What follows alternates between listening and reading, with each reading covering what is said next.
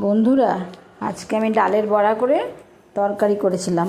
প্রথমে ছোলার ডাল মুসুরির ডালটাকে ভিজিয়ে রেখেছিলাম, দিয়ে মিক্সিতে বেটে নিলাম, তারপরে ফেটিয়ে নিলাম ভালো করে। এর মধ্যে নুন, হলুদ, জিরা, ধনে গুঁড়ো সমস্ত মশলা দিয়ে ফাটিয়ে নিয়ে ছোটো ছোটো করে বড়া করে তরকারি করলাম। বড়া করে রাখলাম, বড়া করে রেখে তারপরে আলু ভেজে নিলাম। আলু ভেজে ওর মধ্যে আদা বাটা, জিরে, ধনে গুঁড়ো মশলা দিয়ে, নুন, হলুদ সব দিয়ে, লঙ্কা দিয়ে আলুটা ভেজে বেশ তরকারিটা করলাম। করে নামানোর একটু আগ দিয়ে বড়াগুলো দিলাম, আর বড়াগুলো ভেজে উঠিয়ে রেখে একটু জলের ছিট দিয়ে রেখেছিলাম, নাহলে তো ঝোল টেনে নেয় পুরো। দিয়ে বড়াগুলো লাস্টে দিলাম সুন্দর করে, দিয়ে জিরা ফেরানো দিয়েছিলাম, দিয়ে বড়াগুলো দিয়ে একটু গরম মশলা দিলাম, দিয়ে নামালাম। গরম গরম।